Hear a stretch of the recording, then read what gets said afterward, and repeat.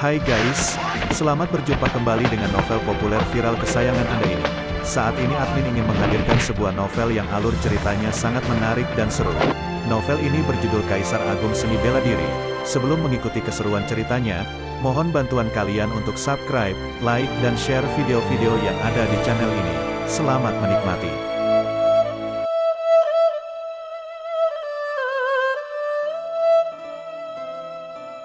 Kaisar Agung Seni Bela Diri, Bab 392, Tunangan Putra Dewa. Saat bayangan Luo Xiu menghilang dalam formasi teleportasi dimensi, dia samar-samar melihat ekspresi marah dan tidak puas dari para kultivator alam samudera bintang yang mengejarnya.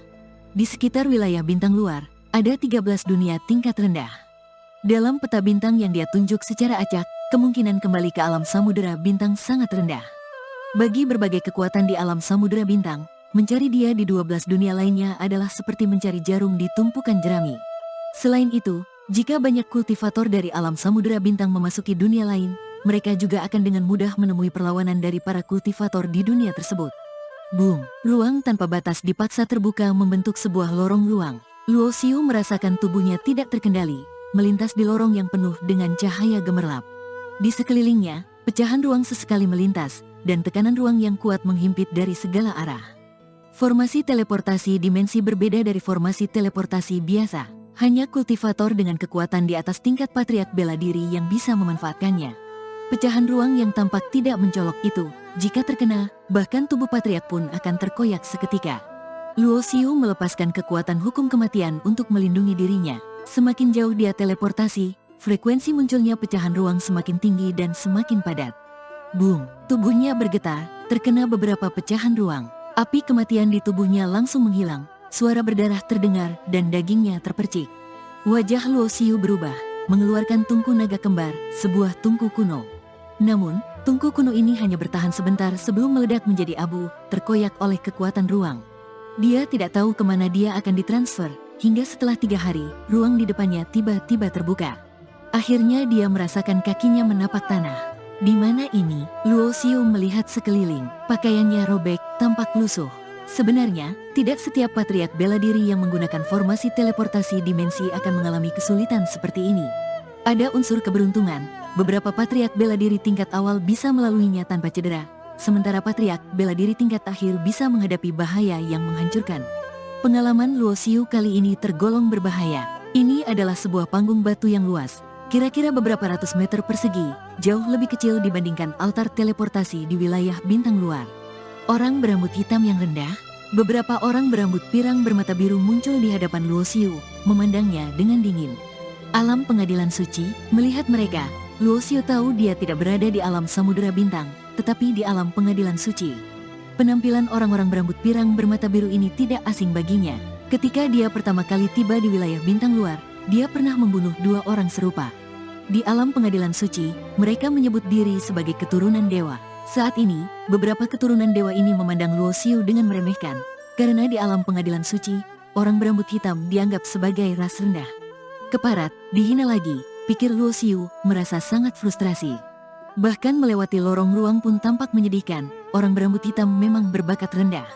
Aku kebetulan butuh pelayan, orang ini setidaknya punya kekuatan tingkat patriark bela diri, cukup layak untuk menjadi pelayanku.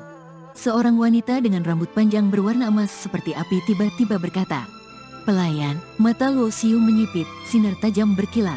Sebutan orang berambut hitam yang rendah sudah membuatnya marah, apalagi sekarang dia diminta menjadi pelayan. Dia mengambil pil penyembuh, dengan suara dingin berkata, kalian terlalu meremehkan orang. Mendengar ini, para keturunan dewa itu terkejut, lalu tertawa terbahak-bahak. Kau hanya orang berambut hitam rendah, menjadi pelayan kami adalah kehormatan bagimu. Seorang pria berambut pirang berkata dengan nada menghina. Di alam pengadilan suci, orang berambut hitam dianggap sebagai kelompok terendah di antara manusia. Mereka jarang melahirkan kultivator kuat, selalu diperbudak oleh keturunan dewa. Buka lautan kesadaranmu, biar kutanam tanda pelayan, wanita berambut emas berbicara dingin lagi. Mereka sangat dominan, bersikap superior, membuat mata Luo Xiu memancarkan niat membunuh. Berani orang berambut hitam rendah memiliki niat membunuh terhadap kami? Meskipun kau mencapai tingkat patriark bela diri, bagi kami keturunan dewa, kau hanya semut yang bisa dibunuh kapan saja. Seorang pria berambut pirang dengan nada angkuh berkata, mencoba menyenangkan wanita yang ingin membuat Luo Xiu sebagai pelayan. Jika kau tidak mau menjadi pelayan, aku akan memaksa sampai kau menyerah. Pria berambut pirang itu melepaskan auranya, mengulurkan tangan emas besar, hendak menangkap Luo Xiu. Para keturunan dewa ini bertugas menjaga formasi teleportasi, masing-masing adalah kultivator patriark bela diri yang pernah berlatih di wilayah bintang luar. Aku sebenarnya tidak ingin mencari masalah, tapi kalian memaksa, maka kalian mencari kematian sendiri. Luo Xiu mendengus dingin, berdiri di tempatnya, lalu meluncurkan pukulan. Dengan kekuatan Luo Xiu saat ini, dia setara dengan patriark bela diri tingkat 9, hanya sedikit di bawah patriark bela diri bergelar. Meskipun pria berambut pirang yang menyerangnya sangat sombong, kekuatannya hanya setara dengan patriark bela diri tingkat 4. Boom! Pada saat tinju dan telapak tangan bertabrakan, api hitam yang terbentuk dari kekuatan hukum kematian langsung membakar cahaya emas hingga lenyap, dan telapak tangan pria berambut pirang itu meledak menjadi kabut darah. Kamu, pria berambut pirang itu berteriak kesakitan, mundur ketakutan. Kekuatan hukum kematian, dia seorang bidah. Orang berambut hitam yang rendah ini ternyata mempelajari kekuatan kematian yang jahat. Beberapa keturunan dewa ini dipenuhi dengan niat membunuh, menatap Luo Xiu yang dikelilingi oleh api hitam dengan penuh kebencian. Di alam pengadilan suci, kaum dewa dihormati. Mereka mengagungkan kekuatan terang atau kekuatan kehidupan, dan menganggap kekuatan kematian sebagai ajaran sesat yang dilarang dipelajari. Dalam beberapa hal, keturunan dewa memegang kendali mutlak di alam pengadilan suci, tidak seperti alam samudera bintang yang memiliki banyak kekuatan yang saling menyeimbangkan. Bunuh dia. Wanita berambut emas yang sebelumnya ingin menjadikan Luo Xiu sebagai budaknya tampaknya memiliki status tertinggi di antara keturunan dewa ini. Dia melambaikan tangannya, memberi perintah kepada yang lainnya. Melihat reaksi keturunan dewa ini, Luo Xiu tahu masalah ini tidak akan berakhir dengan damai. Dia mengulurkan tangannya, dan tombak perang naga hitam muncul di tangannya. Ini adalah harta bawaan langit yang dia dapatkan dalam pertemuan Samudera Bintang, dan ini adalah pertama kalinya dia menggunakannya. Boom! Dengan satu tusukan, tombak perang itu berubah menjadi naga hitam yang mengerikan dan meraung. Seorang keturunan dewa berambut pirang patriark bela diri berada di garis depan, dan tubuhnya hancur menjadi debu dalam sekejap. Kekuatan yang luar biasa, mata Luo Xiu menunjukkan kekaguman. Kekuatan tombak perang naga hitam ini jauh lebih hebat daripada tombak perang ungu yang digunakan Jiang Wuji sebelumnya. Dengan kekuatan penuh, hanya dalam waktu kurang dari 20 napas, 4 keturunan dewa berambut pirang patriark bela diri semuanya tewas di bawah tombaknya. Kamu, satu-satunya wanita berambut pirang yang tersisa berubah pucat, segera berubah menjadi cahaya emas, mencoba melarikan diri, sambil menghancurkan sebuah batu giok, mengirimkan informasi tentang kejadian tersebut. Dengan sayap roh yang terbentuk dari api hitam, Luo Xiu dengan cepat mengejarnya. Matanya dingin tanpa belas kasihan, tombaknya menembus, dan suara desingan terdengar ketika wanita berambut pirang itu tertusuk. Aku sebenarnya tidak ingin mencari masalah, tapi kalian memaksa aku untuk membunuh. Dengan satu getaran tombaknya, tubuh wanita berambut pirang itu hancur menjadi kabut darah. Dikejar oleh kekuatan besar dari alam samudera bintang, Luo Xiu tidak punya pilihan selain berteleportasi ke alam pengadilan suci untuk menghindari masalah. Namun, dia langsung menghadapi masalah baru saat tiba, merasa bahwa kesabarannya sudah diuji hingga batasnya. Tempat ini tidak aman untuk berlama-lama. Luo Xiu tahu bahwa wanita berambut pirang itu telah menghancurkan sebuah batu giok sebelum mati, dan kemungkinan besar kekuatan besar dari keturunan dewa akan segera tiba. Dengan pemikiran ini, Luo Xiu menggerakkan sayap rohnya dan segera menghilang dari daerah itu. Beberapa hari kemudian, dia melihat bayangan sebuah kota besar di Cakrawala. Ini adalah kota emas, seluruhnya dibangun dari batu emas yang bersinar bahkan di malam hari, tampak sangat suci.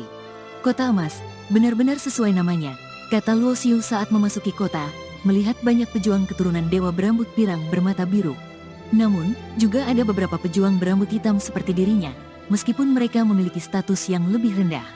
Ada kejadian besar di formasi teleportasi arah barat daya. Tunangan Putra Matahari terbunuh. Apa, seseorang berani membunuh tunangan Putra Matahari? Siapa yang melakukannya? Apakah itu orang dari ras iblis? Bukan dari ras iblis, sepertinya itu orang berambut hitam dari ras manusia. Orang berambut hitam yang rendah berani membunuh tunangan Putra Matahari? Di kota emas, Luo Xiu mendengar pembicaraan semacam itu, baru sadar bahwa wanita berambut pirang yang dia bunuh adalah tunangan Putra Matahari.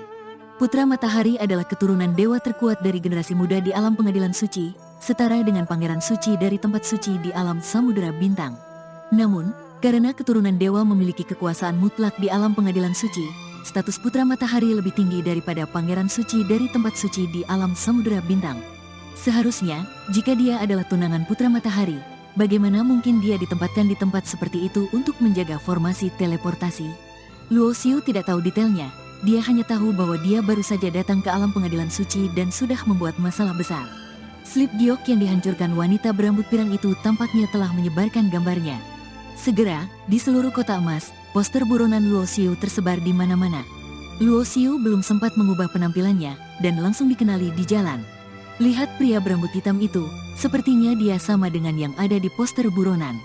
Tidak mungkin, dia berani muncul di sini setelah membunuh tunangan putra matahari. Aku juga melihatnya, dia benar-benar orang yang ada di poster buronan. Dalam sekejap, kota emas menjadi gempar. Pembunuh tunangan putra matahari ternyata muncul di kota ini.